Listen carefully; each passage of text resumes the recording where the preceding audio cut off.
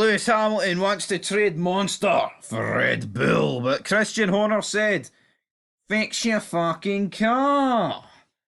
Trade Monster? Aye, sure he drinks Monster.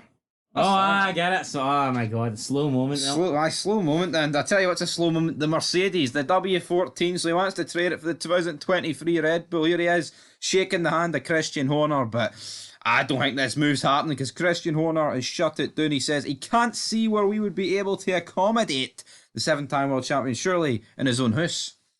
Well, let's be honest, Hamilton now, approaching 40, coming towards the end of his career. Red Bull, they're all about Max Verstappen. They're not going to bring anyone in that they think is realistically going to upset or rival Max Verstappen. And also, I mean, they are the team that just fucking hoovered his 8th title off him. Like, yeah, it would be a bit awkward, like, wouldn't it? But nah, I mean, realistically, it just doesn't make any sense. Red Bull maybe risking bringing in Hamilton. Hamilton and Verstappen maybe have a falling out. What if Verstappen decides he wants to leave Red Bull, and then Red Bull are stuck with a 40-year-old guy that retires the next season, you know? And it just wouldn't be a smart move for Red Bull. There is only one other team Hamilton's going to, and who's that?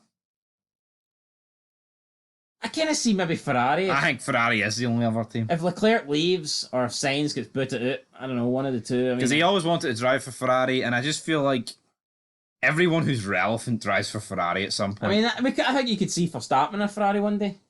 Don't think it'll be anytime soon. I don't think it's any coincidence that like literally every world champion in recent years have drove for Ferrari.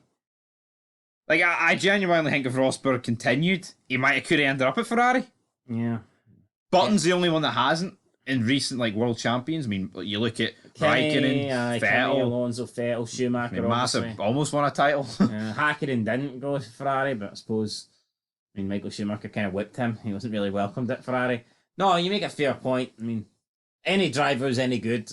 I mean, any driver is good dreams of driving for Ferrari anyway. It's a prancing horse galloping through the meadows, but the Red Bull's not quite galloping. Well, it's galloping down the straights. It's galloping ahead of everyone else. But could you see Hamilton to Aston Martin? I could potentially, but no. How does it happen?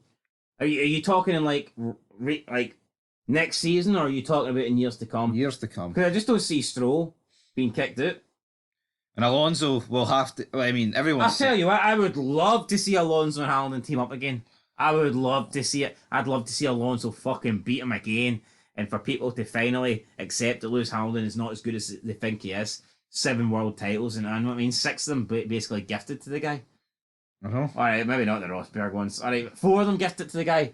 Every title he won with Bottas as a teammate was pish. I'm not taking that back. It was. Valtteri, it's James. You're shit. I mean, either the Mercedes car was too good or Vettel was too shit. It was one of those. That was it. I know, definitely. But Hamilton's waving his British flag. Remember when Mercedes were sponsored by BlackBerry? Yeah, I do. What a gimmick. Like Monster on his helmet. Is he training for Red Bull? No. Horner shot it down. He said he's very happy with the partnership they've got. And of course they are, man. Seeing you've got a car that's this good, you don't need.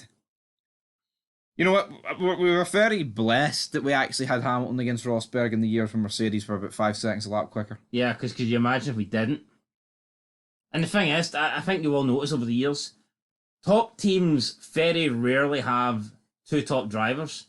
I mean, when I say I mean elite tier, and if they do, it's normally like one's coming to the end. You know, they're not in their peak. Yeah. It's very rare that 2 teams have 2 elite drivers at their peak. We had it with McLaren in 2007. But see if you look at all those scenarios, right? See when Ferrari got Raikkonen, it was to play Schumacher. They thought Massa was number 2. Yeah. See when they got Alonso and Hamilton, they thought Hamilton, right, he'll be a rookie to Alonso. Yep. Right? You see Mercedes, right? The only reason they got... I think they still viewed Hamilton above Rosberg, but they were nowhere near Red Bull. And they thought we'll need those 2 to take it to Red Bull. But then they suddenly became the most competitive car. Back then, I don't know if Rosberg's viewed as elite. I personally would... I'd say he's pretty damn close to it. But still, I mean, he was at Mercedes because he was a German driver, and Hamilton was essentially replacing Michael Schumacher. Yep. I think Mercedes were signing Hamilton to be the number 1. It's not mad. Schumacher could have protected his record by just saying, see him, don't hire him. But no, I mean, I don't think Mercedes signed Hamilton thinking that it was ever going to be 50-50. I always thought Mercedes signed Hamilton thinking if we get a title winning car, he's the man that's going to produce the championship for us. There's not many teams that have 2 elite drivers where they're at the top of their game. I can't think of any, to be honest. It's insane though, because Rosberg could have got a really average teammate and could be a triple world champion. Fuck, he could be a 6-time world champion. I know. Or do you think if he'd have won the title in 2014, he'd have been like, I pack it in? No, I packed it in because Hamilton was in the seat and he couldn't be arsed. Another turbulent year, fucking putting his life on through hell to try and win another title. Nah, you're alright. But no, I mean, back in the day, mate, you got Senna and Prost, and that was probably as close as you got That's to. as spicy as it could have got. But anyway, guys, that is it for this video. We'll be back with our Saudi Arabia driver ratings. We need to get that video up before the weekend. Australia's up. It's early. It's down under. Who's winning? I think it will be Red Bull, but Well, you never know. You know what driver pairing I thought was pretty good, or elite, and it didn't really deliver. Montoya and Raikkonen. Good for you going to say Montoya and Ralph Schumacher. I was like, aye, mate. Yeah, I thought you hired the wrong Schumacher there. Here, I feel Ralph, like Montoya's very hard to rate. I feel like he peaked. too soon. Aye. Yeah, I agree. I think he peaked early 2000s when he didn't really have the car capable of taking it. I thought in 2005 and 6 he was a bit shit. I thought he was He should have done more. He should have done way more. I think he only finished fourth, I think, in 2005. He got beaten in his standings by Michael Schumacher. Now, I don't know how that happened.